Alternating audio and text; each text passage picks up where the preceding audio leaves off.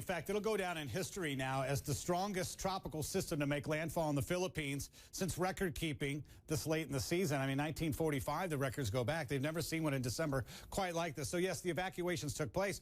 But there was also stranded people and passengers, about 12,000 of them, in ports that didn't get out in time or thought they could beat the storm.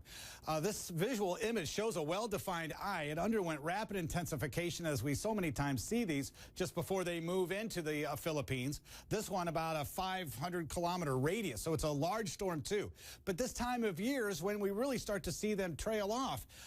But again, I mean, it just goes down in history. This is the first Christmas Day typhoon in 35 years. You got to go back to 1981. That was Typhoon Lee, and that took 188 lives. Before that, you got to go back to 1947.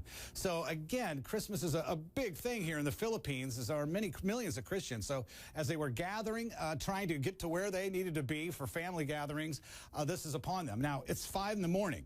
The sun does not rise for another, say, hour and 16 minutes or so. So the assessment of damage is still has to take place. This is still a formidable storm, Category 3 strength. It made landfall as a strong Category 4 equivalent to a hurricane, only 2 kilometers away from a Category 5. So that's why we had the evacuations, and for very good reason. Not only one landfall at 6:30 in the evening, Christmas evening, but a secondary on another province at about 10 p.m. So they're in the darkness at night right now. It's just before dawn. Good news, though, and this may be for all of those that live in Manila, the system a few days ago looked like it would make a direct pass over that city, over 9 million. And, of course, they're kind of in a bowl, so flooding is a big concern. Looks like it'll pass to the south.